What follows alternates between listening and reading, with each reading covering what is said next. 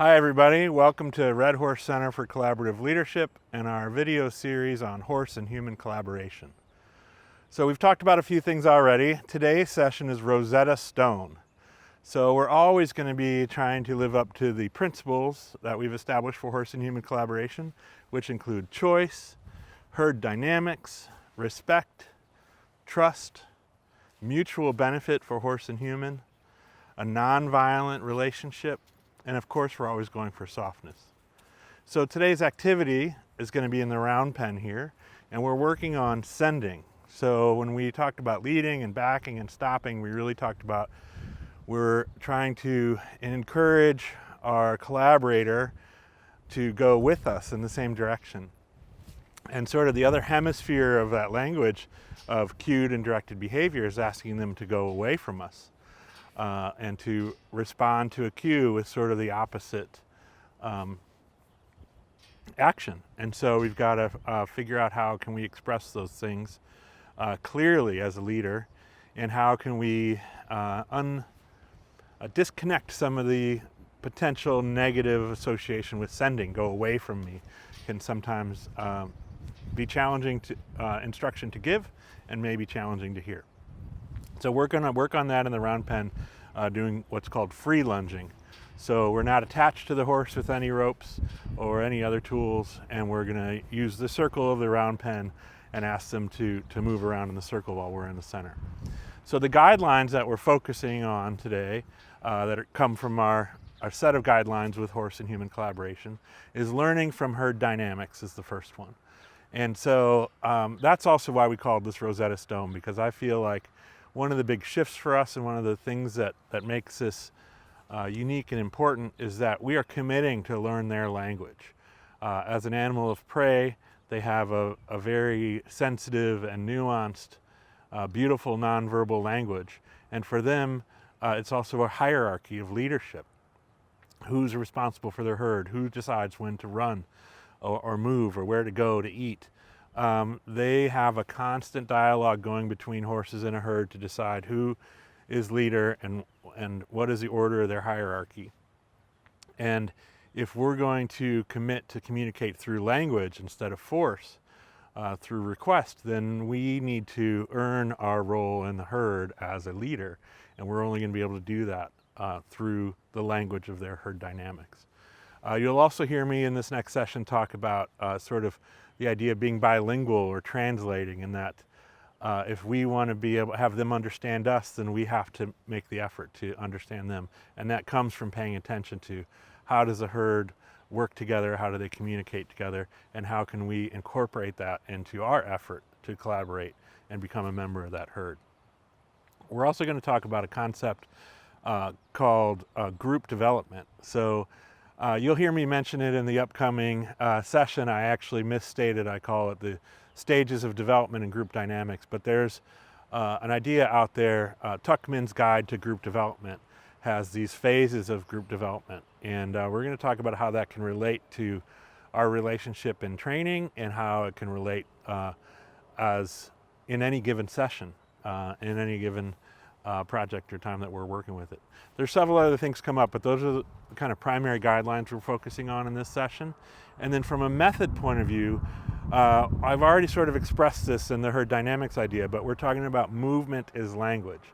So the way the horses establish that hierarchy is who moves who. I'd talk about it as being who's the mover and who's the movee. That happens around the hay pile. When you see horses move one another, they're in a constant exchange of establishing or reasserting or just reflecting on who moves the other. And you're going to hear us talk about that throughout this next session. And understanding that that's how their language is expressed in the herd is also then understanding how we can express our language in theirs, is that we have to understand our movement with them. And that is a constant thing. That's not just when you turn it on for a lesson or a session. That's your relationship 24/7 with them. How are you mindful and aware and conscious of the movement between all beings in that relationship? So that's going to show up. And then one way we sort of fine tune that a little bit, I call mind your belt buckle. So that's simply the idea. You're going to hear that come up in a lot of different sessions, especially when we're working at Liberty, is that if you think about your belt buckle and that pointing straight out as sort of this beam of energy, that helps us understand our impact, our body language towards others, is that we need to pay attention. Is our belt buckle directed to them and possibly energizing a request for movement or putting up a block or a boundary? And so we just need to be conscious of that so we can use that to propel and to create momentum and direction. And we can also inadvertently be creating responses and energy if we're not paying attention to, can we turn it on and can we turn it off, and just be mindful of it. So there's other stuff that come up, and you're going to notice a distinctly different weather pattern, even though this next session was just recorded maybe 36 or 40 hours ago. It was a nice snowy day in April. So with that, I'm going to hand it off to the next session. Here's Rosetta Stone from Red Horse Center for Collaborative Leadership's Horse and Human Collaboration. In the round pen is one of the places that we can really translate well between human language and horse language, because we can talk about movement, who's moving who, and we can do it with the geometric advantage of not having to follow the horse in the wild for miles on a straight line. They can outrun us, they can outlast us.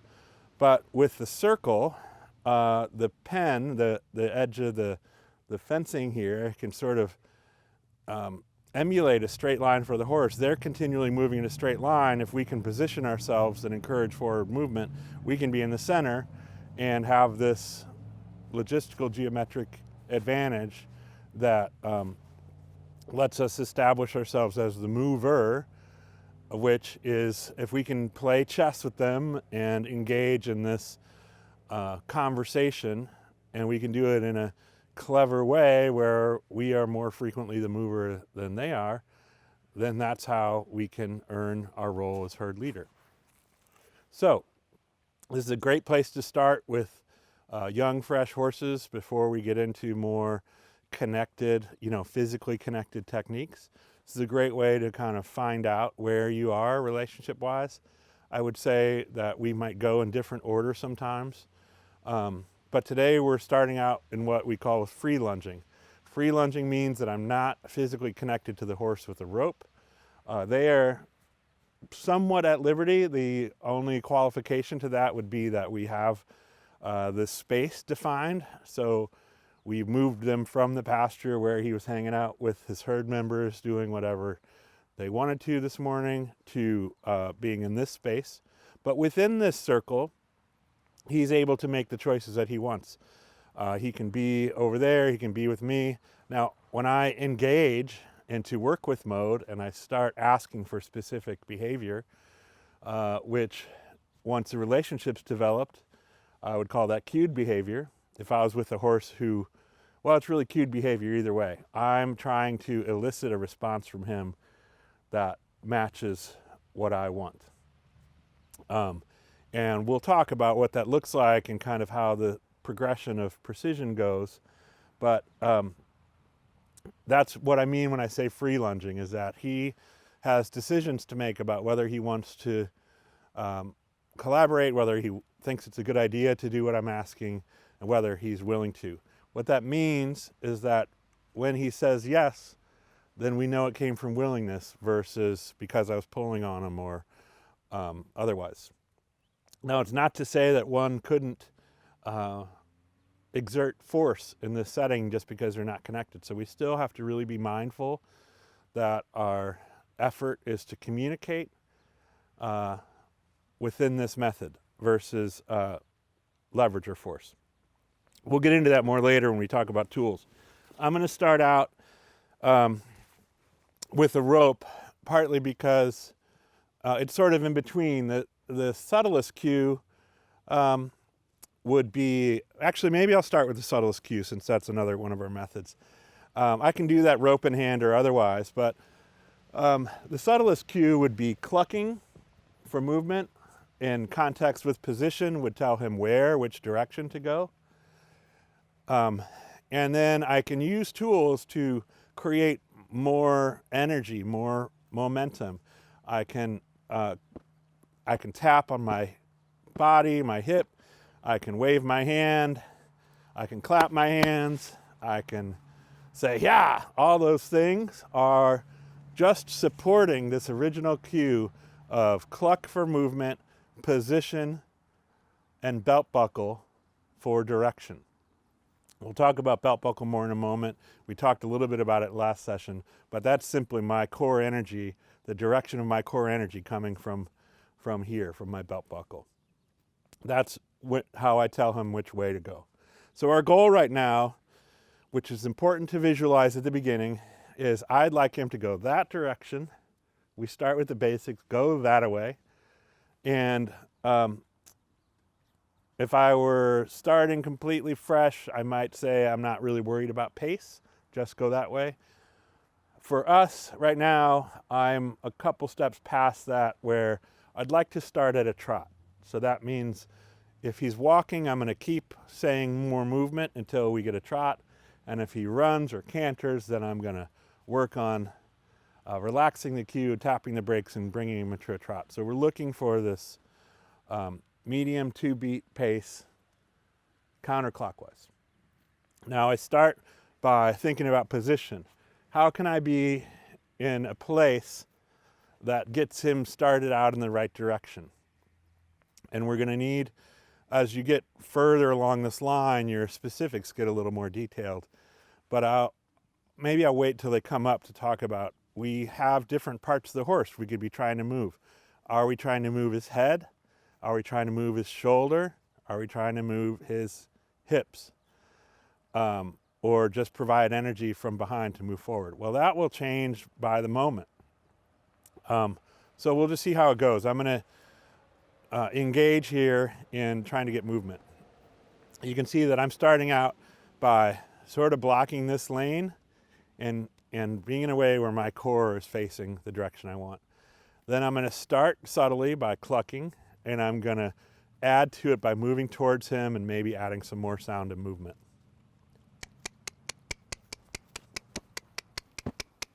There. So he turned around and I released the cue. Now, if I weren't talking here and illustrating this, I probably would have progressed right into the trot. But I wanted to illustrate that release of cue as reward and of saying correct. So all that took was some clucking and a little tapping and movement, and he responded by turning around the direction I wanted. Now we're going to take that, which what might have been one smooth motion before, we're going to pick up where we left off and ask him to trot forward. Ha! Hup! Hup!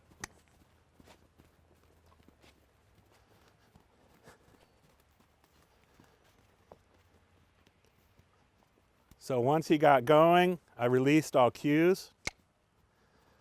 He did cut in there away from your side of the round pen. And as we go, we're going to start refining what level of specifics, hup, hup, what level of specifics we want.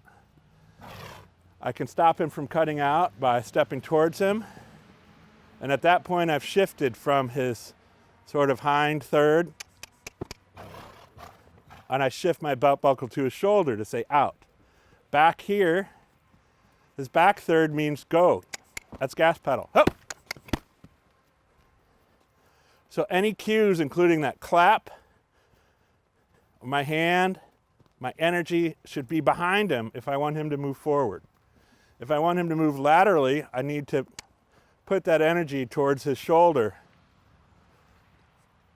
which sort of represents moving the torso. And then if I want him to stop or slow down, I'll be just in front of that. And that's out. That wasn't real specific, but he listened. And this can illustrate just how sensitive and communicative they can be. Is that where we're imagining our focus can influence them. Hup, hup. Hup. Let's go. Ha. So this is a good time to talk about tools. In order to get him moving again, I walked towards him. I got closer. I think he wants to poop, which we're going to let him do that. There's different schools of thought about whether to keep him moving through it. They can poop while moving. I felt like he asked nicely, and it's a good point to interject and get a tool. So we talk about tools always being a device of communication, no matter what method they're used in and what tool they're in. And so when he stopped over here, in order to increase my energy, momentum, and cue, I needed to move towards him and get into a little different position. And that's what a rope or a lunge wand can allow us to do, is that I can create movement further out than I am. Right? So this is an extension of my arm, and I can just create movement on that horizon line and basically create a, 10-foot arm. And so if you're using tool, and that will lighten my cue, and it'll increase my geometric advantage, where I don't have to walk out there and I don't have to make as big emotions to say the same thing, which is getting behind him and encouraging movement. We have a lunge wand here, which a long time ago, friends taught us to call a wand instead of a whip. I think that was Val and Shelley in Kansas. Hi, Val and Shelley. So I feel like that is useful to discern between, because our energy is not about whipping. It won't ever be used as a physical whip. I will use the part of a whip that makes sound. So we'll snap this, and I can then take my cluck and I can basically move it behind the horse, 8 or 10 feet away from me. So I can be in the center and be making sound behind him to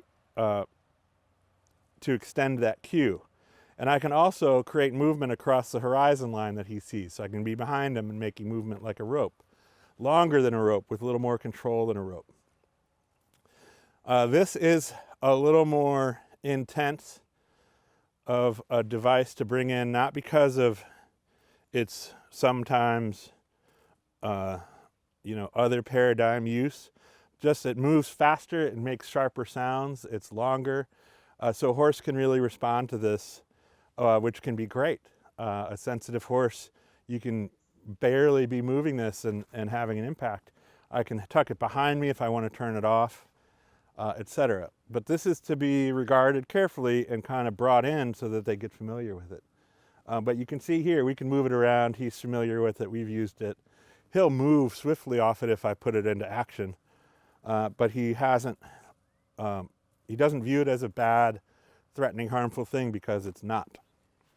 So anyways, no tool at all is sort of the most subtle, but it also can be dulling if they get used to it and want to make you work hard. And right now we're going to stay with the rope. So we're going to turn them around again and just go clockwise a little more, pick up where we left off. I start with the subtlest cue, and if he needs support, I bring in the next cue. So there he turned around and he moved, which was the first thing I was asking for, and so he got release. But then I wanted more movement. I wanted a trot. So I continued to cluck, but I added a twirl of the rope, and he left, and then that rope stopped. So he understands by now, and I think any horse, regardless of relationship, understands quickly that request and release is a way, this is a way that our languages connect. That is similar to how they connect. Once the movie does what you ask, you stop asking. It's the way we refine our language. And to me, doing this with movement,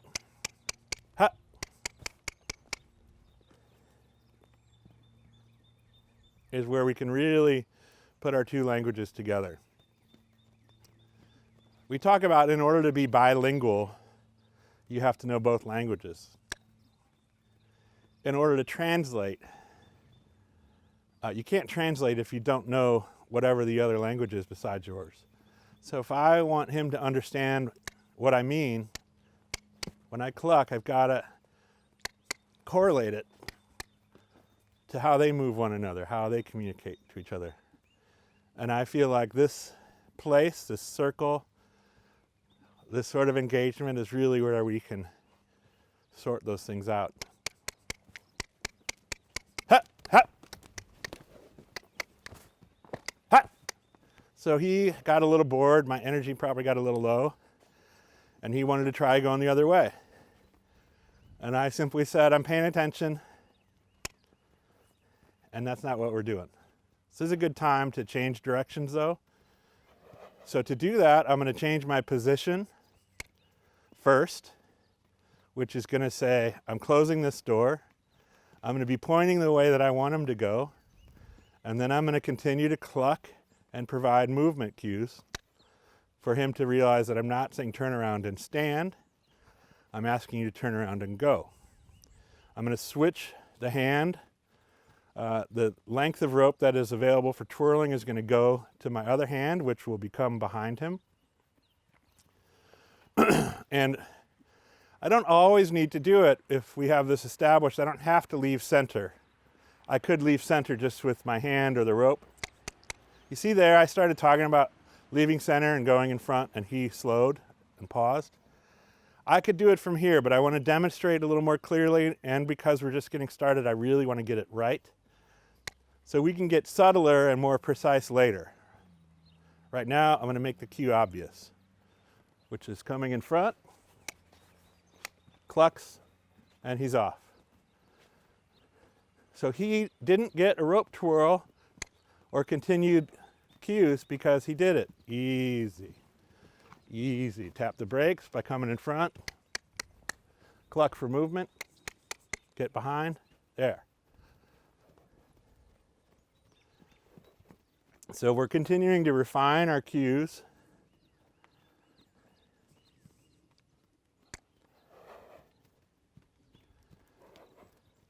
Easy. He's a little excited.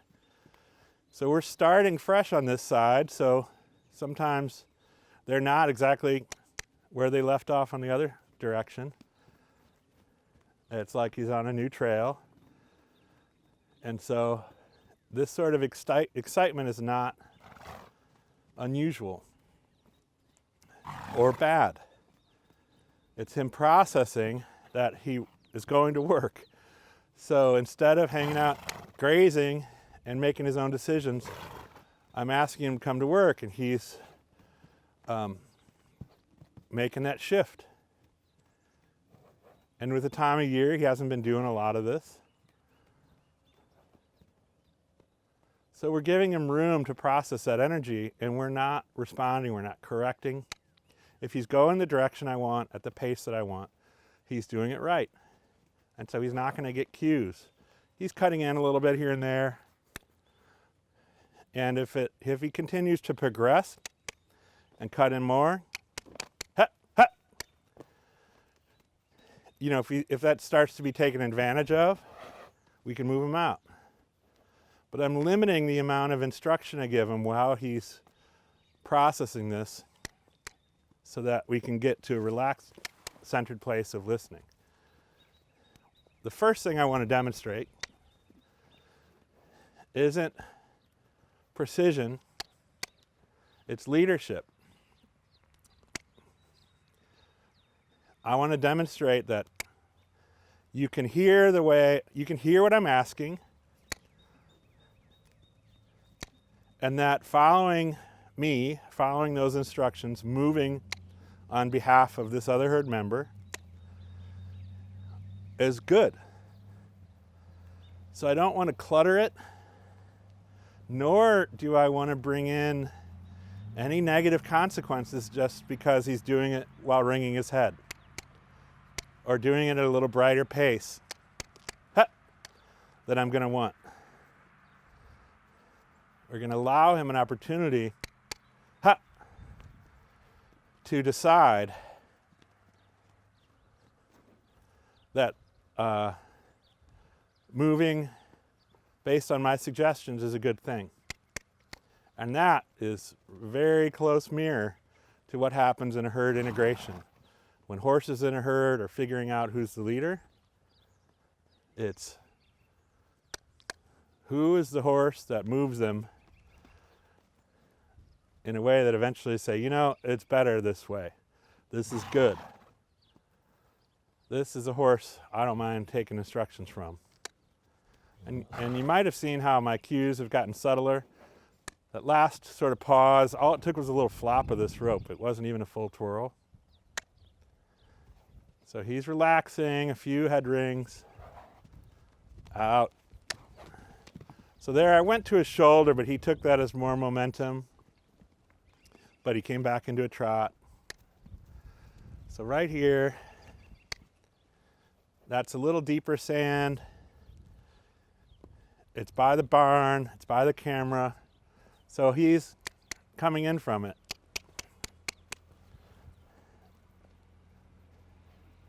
And I'm just asking him to stay out. And now I'm kind of preempting it a little bit. It's all nice and soft. That's our goal, is how softly can we do this.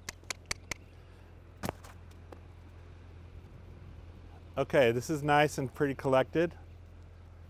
So I'm going to turn him around again. I'm going to move less this time.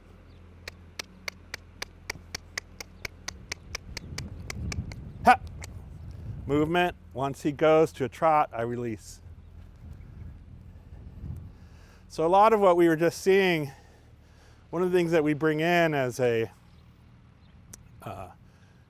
guideline is that we want to be a steady guide through what we call, well, what we've learned about forming, storming, norming, and performing. That's based on Tuckman's guide. I think it's stages of development and group dynamics. So first we come together. We've taken him away from his herd, and now we are a herd of two. That may take a little while for him to decide he's with me instead of over there. And storming is that discomfort of a new group, that adaptation to change, that there may be negotiation, there may be tension, there may be stress. And that when groups come together, that is a natural part of their progression. So for him to be excited and going through this, some degree of tension or acclimation is okay. Because on the other side of that is norming, where the new normals get established. A comfort level sets in. Acceptance sets in. It becomes more relaxed to be part of the group than to fight it or be apart from it. He starts gaining comfort from being here with me versus being somewhere else, so they be less distracted.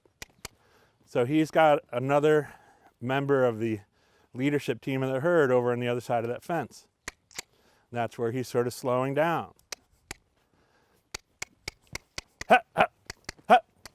So I might want to increase my engagement.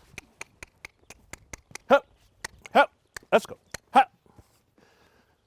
So that he has a stronger draw to our conversation than wondering about what Juniper's doing over there.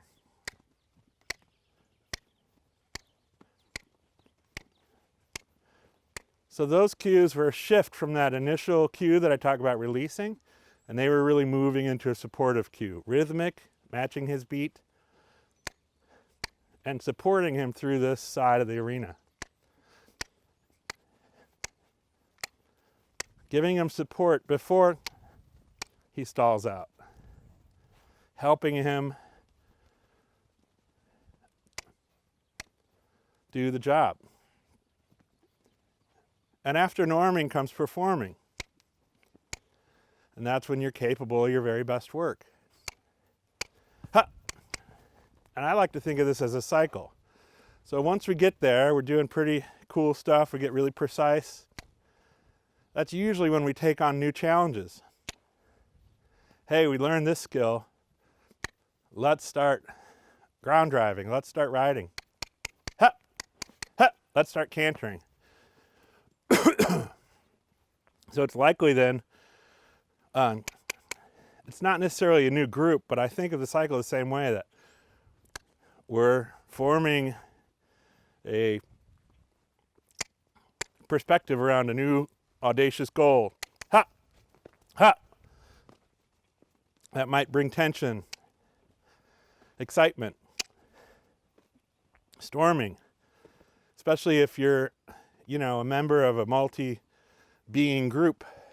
One member might be really enthusiastically excited about a project. It might make another member nervous. So it's going to take a while for that storm of different responses to a challenge to normalize, and for the group to have kind of a uniform energy level. Hey, let's go.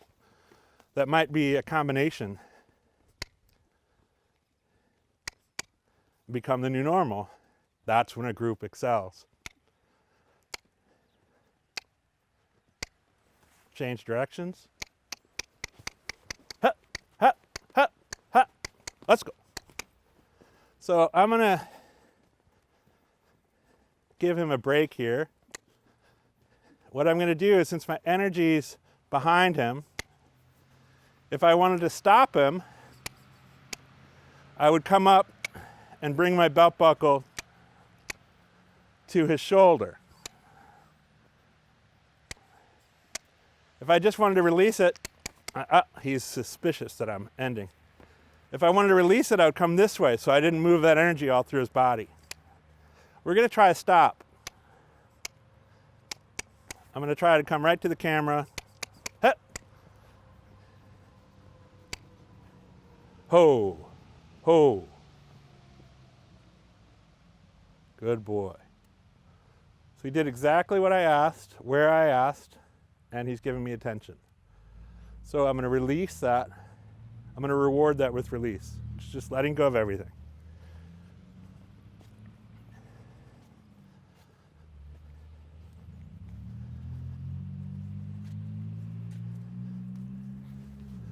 So this can be tricky. We want to go up to him. We want to tell him good job.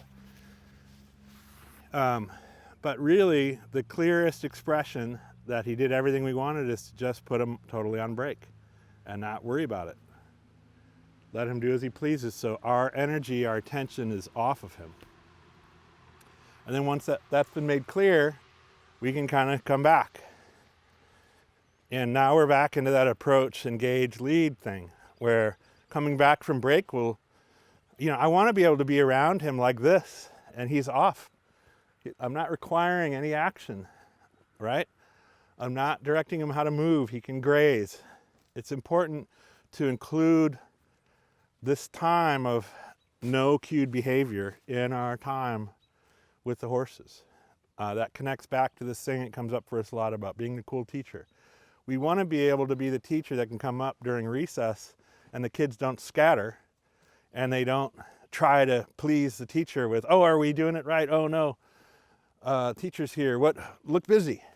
We want to be able to come up and hang out with them because we have somewhat of a peer-to-peer relationship. We're a leader, but they can be just as they are, and they're accepted into our herd. So we don't want to snap back to work. And I don't mean to restate this, but it's just important. I'm conscious of my belt buckle and my attention and my focus is that I'm paying attention to things that I might not know I was saying. And that if I'm approaching him with my belt buckle straight at his chest, he can feel like I'm saying stay there or move backwards or whatever and start guessing what I want. So my belt buckle's off. I'm standing, indirectly, and that makes a break. And that should help clarify when we want to go back to work. So I'm going to add a tool, and then we're going to go to canter. Now, I believe that with bigger loops and precise collaborative work on my part and on Prince's part that we could get to a canter without the wand, but I do want to demonstrate it. And I also think that if this wand isn't used in a way that has any negative impact, it's not a sacrifice to go, well, I didn't need that much horsepower, so why did I go to it? If these are just different shades and different, I might use one for specialty because I need a certain sort of action or preference, but if none of them are negative, then it's whether I need it or not is sort of irrelevant. I can use this. I guess the point I'm making is I want to be able to use this as softly as I use the rope, as softly as I use nothing. Softness, the ability to be soft and subtle and communicative, should not depend on what we're using. We shouldn't use a tool if we can't be light with it. And that will have even more impact when we start attaching things to horses and tack and reins and stuff like that. So the principles are all the same. I'm going to take position and I'm going to cluck first and only use this when I need support. The difference in going to a canter, well, I'll explain that when I get there. We basically have a different verbal cue. So if we want a faster trot, we cluck more and give more energy. But when we want them to go to a 3-beat run, which we're calling a canter or loping, then we add this nuance, which he already knows, which is helpful. I think he got it on the second time. But we're going to add this specification that helps clarify and become more specific. We'll start out, I'm going to turn him clockwise so that it's a little stronger engage. Take position. Look over that shoulder first. There it goes. I can kind of get him used to the fact that I have the wand lightly. I just moved it and tapped it on the ground. And again, I can snap it in the air as a way to sort of snap my fingers 10 feet out where I want it. So I wouldn't be using it on this side of my body unless I wanted to use the brakes, send him the other way. Even there, I lifted my hand as a demonstration and he looked in like, I thought you wanted me going this way. So he just clarified. A nice trot, a much better start, not better, a more engaged start than before when we were just getting started for the day. That's what we want to see. We're already in the norming / performing stage.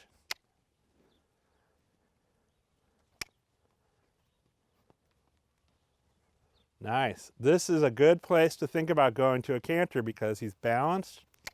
See, his posture is nice and relaxed and straight. That his head, I keep talking with my hands to you guys, and he's wondering what I'm doing. But you see how his neck is relaxed? There's like one more click, his head could go lower. Ha!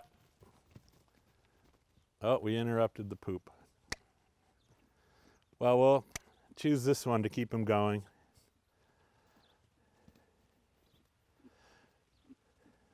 Especially if we're going to be riding, and for me, if you're riding on the trail, but any horse, you want to be able to encourage them to listen and move in certain situations, despite them maybe desiring to be still.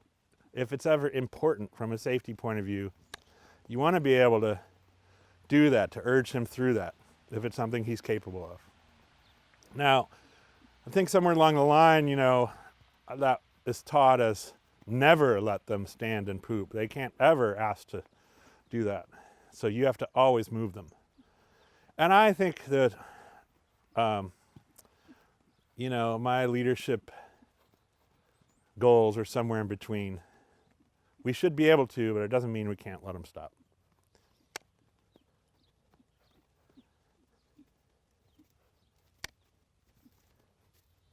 All right, this is nice and balanced. He's keeping his own pace. We've had a couple of pauses here and there, but in general, this is a good place. So if he were still working out the trot, and if he were still kind of up and down and head ringing and distracted and coming in, then we have more work to do on the trot before I go to that next stage. But here, I think that we as a team are ready to try something new. So this is where I shift the verbal cue. I still keep that progression of cues. So I'm going to start with what would be the subtlest way I could ask him and the lightest way he could hear it and then decide to do it. And that would be a verbal cue. Hep. Then sort of visual and energetic momentum would be waving something, the wand, my hand, me moving towards him, increasing the loudness of the verbal cue, which could be snapping the wand, increasing my vocal instruction, would be supporting that initial cue. So if he leaves on the kiss, which is the difference between a cluck and a kiss is what we're talking about here. If he leaves on a kiss, I don't need to use any of those other cues. I want to be set up in a way that he understands the context, meaning I should be in position with my energy towards his back third. We should be connected energetically and listening. That's going to give him the best chance of hearing it. But then I'm just going to give that light cue and support if needed. Okay, here we go.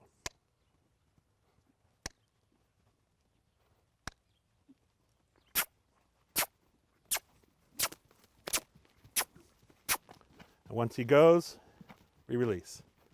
So he had to change leads there.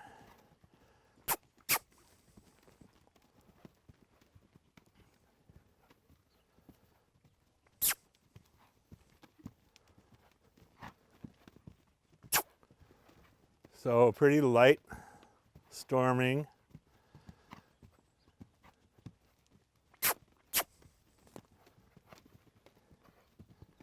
And I think sometimes we can look at this head ringing,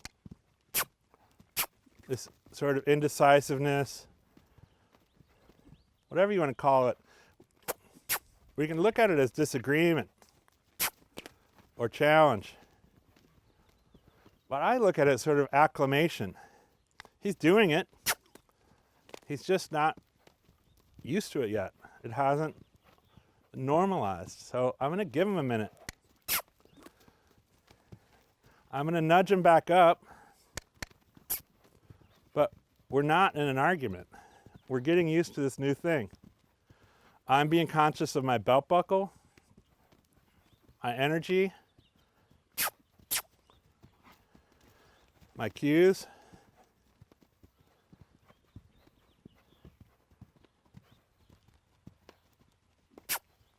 And the next verbal cue is sending him to a trot, asking him to relax into a trot. Let's trot. Let's trot. I support with belt buckle and I release. So I gave the verbal cue, he didn't quite go. I moved my belt buckle past his shoulder, and those two things combined, he said, oh, gotcha. Brakes.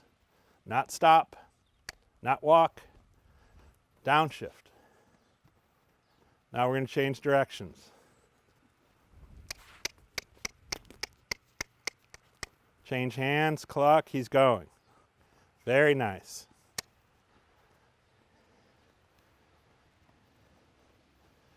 And I kind of made a choice there. I could have given him a break after that nice lope. But I want to kind of package both sides before a nice break. We have to gauge both physical work with mental work in terms of when it's a good time for a break. How long can we do this? And I'm not getting signs of stress. He's working some stuff out, but he's engaged, and I don't think we're at a physical limit yet. It'll be a nice little stretch.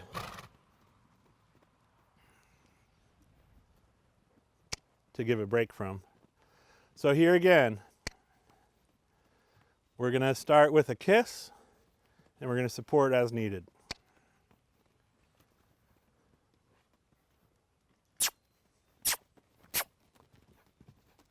No support needed. There. So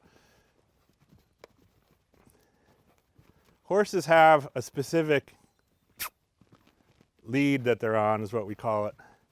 It's a 3-beat foot pattern. He's switching over there for some reason. That's not quite what we want to talk about this session. So that deep sand is having him adjust his footfall. So I'm trying to keep him in a canter but not speed him up too much. And there, he's getting a little fast for what we're working on. But when I relax, he goes into a trot. So we're just adjusting and finding this balance. And I'm not really instructing leads right now. He's naturally going to be on a left lead going in a left circle. And that's a different session. But some of these pauses are because he's getting on the wrong lead. And it's more awkward to turn left in a right lead. So my solution to that is keep him moving through it right now. So instead of pausing right here, he needs to keep going and he'll be on the right lead. But then I'm trying not to speed him up. So anyways, other than that, he's holding this nicely, he's listening. Now he's starting to norm, there we go. I'm not using the wand at all because the kissing is enough. It's even light kissing. Come on. There, he needs a little. There. So now we're going to give him a break. Let's trot. There. No belt buckle needed.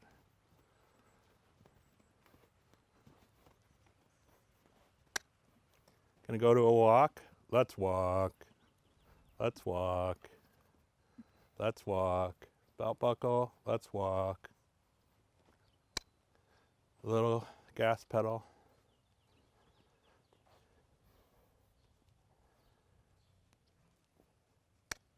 So you can get a feel for brakes, gas pedal. Brakes, gas pedal. Everything else is support or direction. And we work on being able to be lighter and lighter with all of them. Here we're going to go for a stop. I'm going to pick a spot in the arena to focus on where I want to stop. This is similar to leading. I'm going to give a verbal cue, but I'm going to give him a step or two before the spot from that verbal cue so that he has time to sort of organize his steps and thoughts. Versus jamming on the brakes. We're going to approach the stop sign and then stop. Here we go. Ho, ho, ho. Needed a little support there. We're still engaged. He's engaged.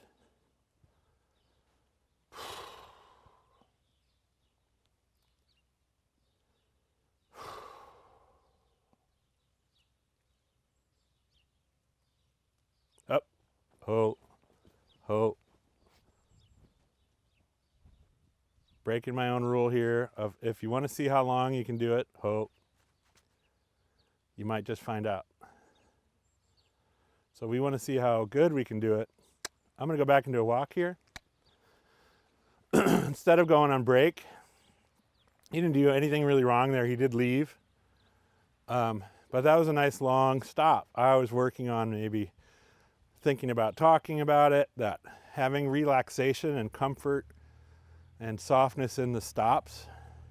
We were still at work. We were still engaged. He wasn't on break yet. But we had stopped the active cue. And I just wanted to talk about how focusing on that being a warm, comforting, supportive spot is really good and a nice balance to work. And now I just went to a walk after recollecting so that we could do it again and I could release him in a a little better, shorter space. So this isn't correction or punitive. This is just another effort. I also encourage to not pick the same fence post all the time. I've been thinking about a few different things in this session, including having a camera. But there, I just resisted the urge because I didn't want to stop at the same fence post twice. We want to be productively unpredictable and have him listening to the stop instead of saying, this is where we always stop. Little things like that will matter. So here, we're going to stop up here.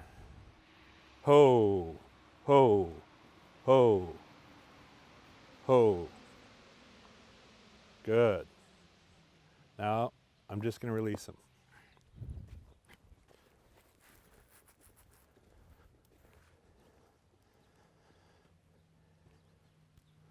So I just happened to glance in the rear view mirror and realize that he's approached. And this is nice, positive confirmation, but it's not required, meaning we have to truly be giving them their choice to be at liberty. So if they're off, they're off. If he stays over there and grazes, that's fine.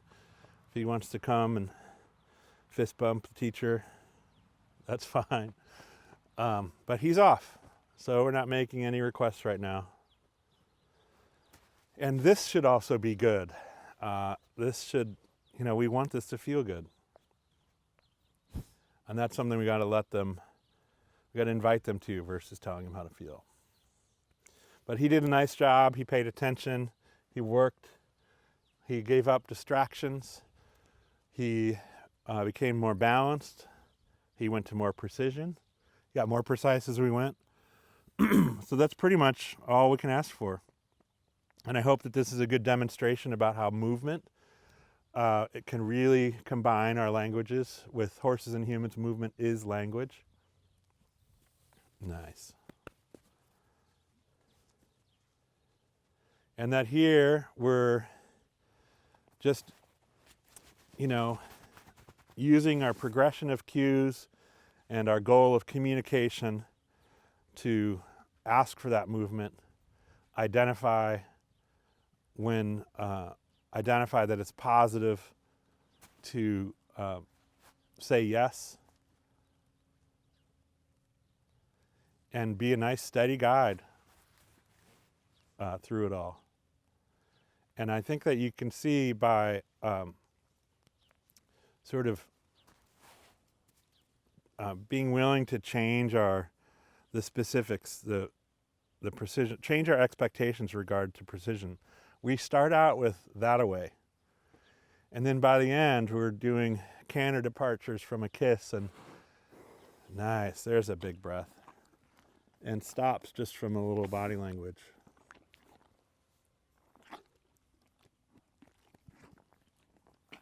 This is Prince. I'm Fred. Thanks for joining, learning about horse and human collaboration. Yeah. Thanks, buddy.